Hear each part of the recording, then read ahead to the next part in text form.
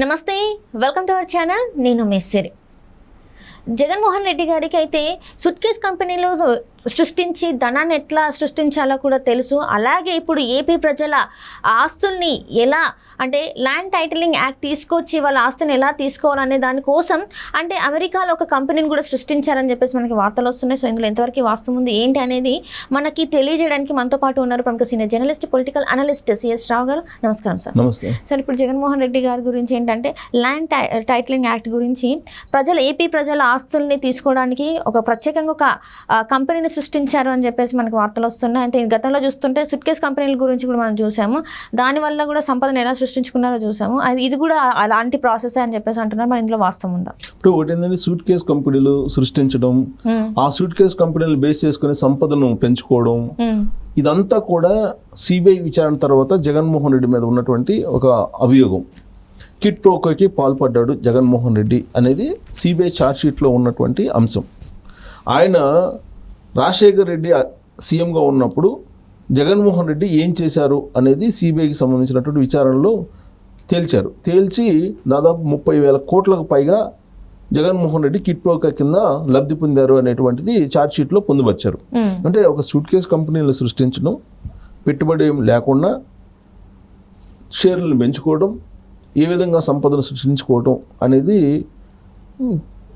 జగన్మోహన్ రెడ్డికి బాగా తెలుసు అని సిబిఐ చెప్తుంది. ఈ మధ్యకాలంలో జగన్మోహన్ రెడ్డి ఏదో ఇంటరాక్షన్ పెట్టాడు యూత్ తోటి. పెట్టినప్పుడు వాళ్ళు కూడా ఎవరో ఒకళ్ళిద్దరు అడిగారు, చాలా తక్కువ సమయంలో ఇంత పెద్ద కొన్ని వేల కోట్ల రూపాయలు ఎలా సంపాదించుకోగలిగారు, అది మాకు చెప్తే మేము కూడా సంపాదిస్తాము డబ్బులు అని చెప్పి ఎవరు అడిగితే దాన్ని కట్ చేసి చేశారు. అలాగే జగన్మోహన్ రెడ్డి ఇప్పుడు ఆంధ్రప్రదేశ్కి సంబంధించినటువంటి సంపద ఏదైతే ఉందో దాన్ని తన చెప్పు చేతుల్లో పెట్టుకోవాలి, లేదంటే తన ఆధీనంలో ఉంచుకోవాలనేటువంటి ఒక ప్రయత్నం చేస్తున్నారనేది విపక్షాలు ఆయన మీద చేస్తున్నటువంటి తాజా ఆరోపణ. సరే, దాంట్లో నిజం ఎంత అబద్ధం ఎంత అనే దాని మీద మనం విశ్లేషణ చేసుకుంటే జగన్మోహన్ రెడ్డి మంత్రివర్గంలో ఉండేటువంటి కొంతమందిలో ఏం చెప్తున్నారు, అసలు ల్యాండ్ టైటిలింగ్ యాక్ట్ అనేది అమలులో లేదు, అమలులో లేనటువంటి చట్టాన్ని ఉంది అని చెప్పి విపక్షాలు అనవసరంగా ప్రజల మధ్య తీసుకెళ్తున్నారు అనేది వాళ్ళు చెప్తున్నారు. జగన్మోహన్ రెడ్డి ఏం చెప్తున్నారు, ల్యాండ్ టైటిలింగ్ యాక్ట్ అనేది సంపూర్ణ భూ హక్కులను ఇస్తుంది కాబట్టి నేను అమలు చేసి తీరుతాను, ఆల్రెడీ అమల్లో ఉంది. ఇప్పటికే దాదాపుగా 4,000 రెవెన్యూ గ్రామాల్లో రీసర్వే కూడా జరిగిపోయింది. దానికి సంబంధించినటువంటి పట్టాదారు పాస్ పుస్తకాలు కూడా మేము ఇచ్చాము అని ఆయన చెప్తున్నాడు. జగన్మోహన్ రెడ్డి ఏమో ముఖ్యమంత్రి హోదాలో ఒకటే చెప్తాడు, ఆయన క్యాబినెట్లో మంత్రులేమో లేదు ఇంకా అమలు లేదు అని చెప్పి చెబుతారు.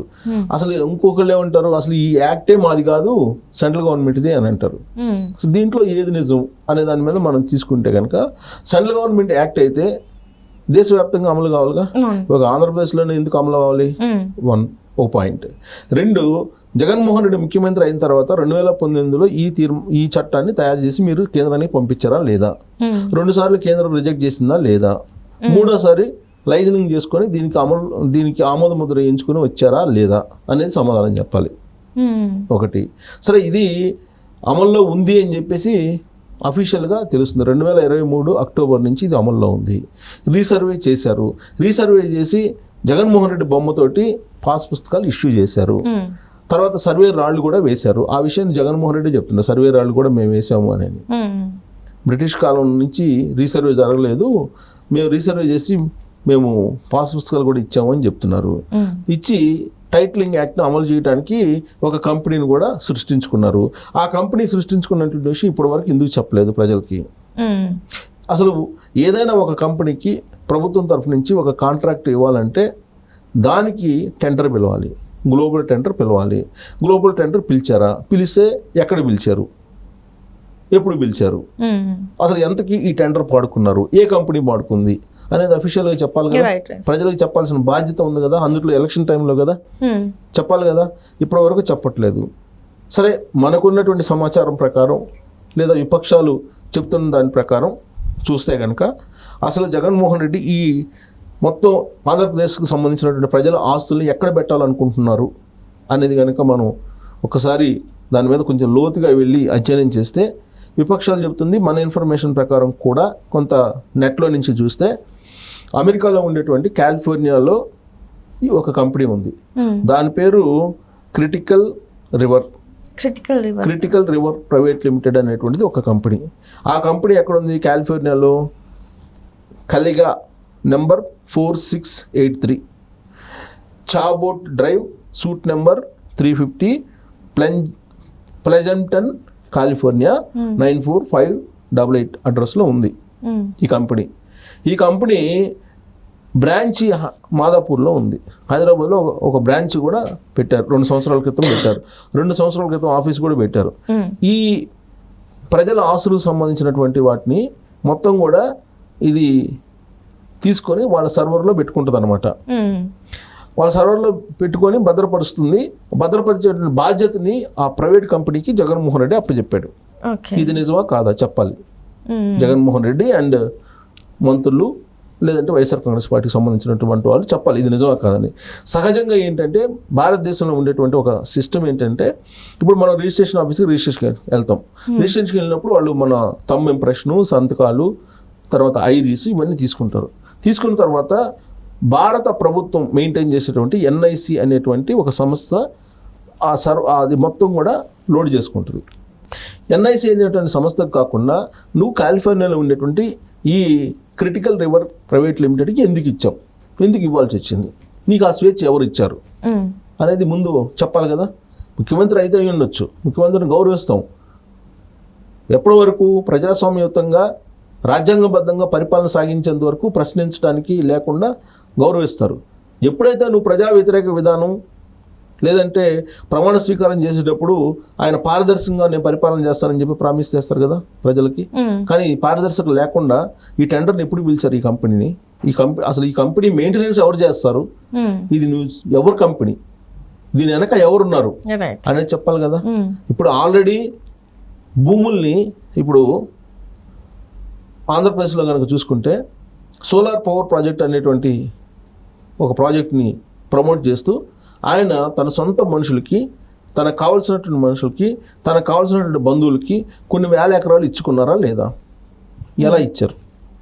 నిబంధనలకు విరుద్ధంగా 1 మెగావాట్కి 3 ఎకరాలు ఇవ్వమని చెప్తే ఇచ్చినటువంటి దాఖలాలు గుజరాత్లో కూడా ఉంటే 1 మెగావాట్కి 6 ఎకరాలు చొప్పున ఎలా ఇచ్చారు? కొన్ని వేల ఎకరాలు డబ్బులు తీసుకున్నారు, కొన్ని వేల ఎకరాలు ఇచ్చారు.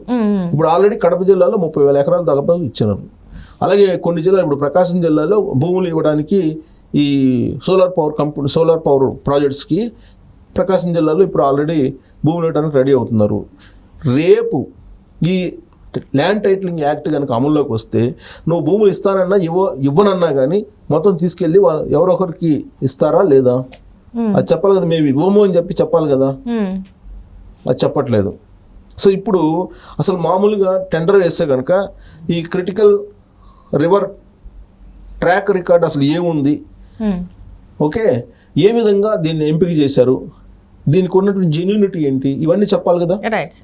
ఇవన్నీ ప్రజలకు చెప్పకుండా నేను అమలు చేసి తీరుతాను అని చెప్పి జగన్మోహన్ రెడ్డి చెప్పడం అని అంటే అసలు ఆంధ్రప్రదేశ్లో ఉండేటువంటి ప్రజల ఆస్తుల్ని ఆయన ఏం చేయబోతున్నారు అనేటువంటి అనుమానం, ఒక ఆందోళన, ఒక భయం అక్కడ ఉన్నటువంటి సమాజంలో ఇప్పుడు నెలకొంది. దానికి క్లారిటీ ఇవ్వకుండా విపక్షాలని తప్పుపడుతూ విపక్షాలు రాద్ధాంతం చేస్తున్నారు. నేను పేద ప్రజలకి న్యాయం చేయాలనుకుంటే వీళ్ళందరూ పెత్తందారులు వచ్చారని చెప్తాడు ఆయన. మరి ఈ కంపెనీకి ఎందుకు ఇచ్చినట్టు? ప్రైవేట్ కంపెనీకి. ఈ ప్రైవేట్ కంపెనీ ఎవరిది? పోనీ టెండర్ ఇస్తావా? లేదు. దాని బ్యాక్గ్రౌండ్ చూసావా? చూడలేదు. దీనికి మరి ఎంత కాంట్రాక్ట్కి ఇచ్చావు? ఎవరికి తెలియదు. అంటే ఇంత గోప్యంగా నువ్వు పరిపాలన చేయాల్సిన అవసరం వచ్చింది. ఆంధ్రప్రదేశ్ ప్రజల ఆస్తులు అంటే ఏంటి?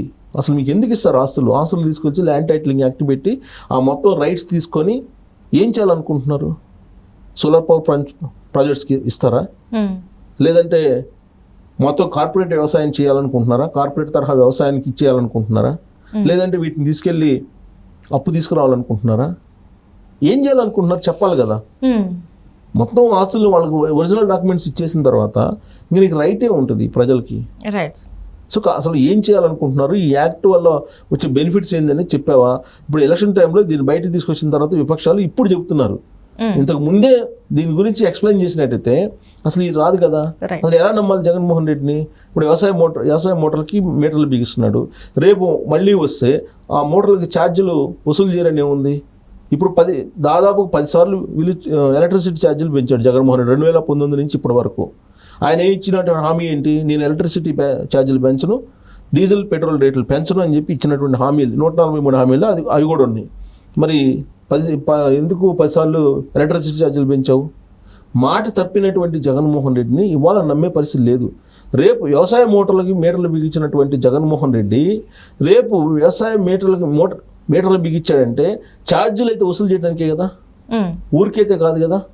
కాబట్టి ఇది చాలా క్రిటికల్ రివర్ కాదు, క్రిటికల్ ఏపీ.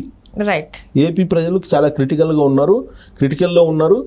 వాళ్ళు ఈ క్రిటికల్ పరిస్థితి నుంచి బయటపడాలంటే మే 13వ తారీఖున ఆలోచించి ఓటు వేయాలని చెప్పి మనం చెప్పాలి.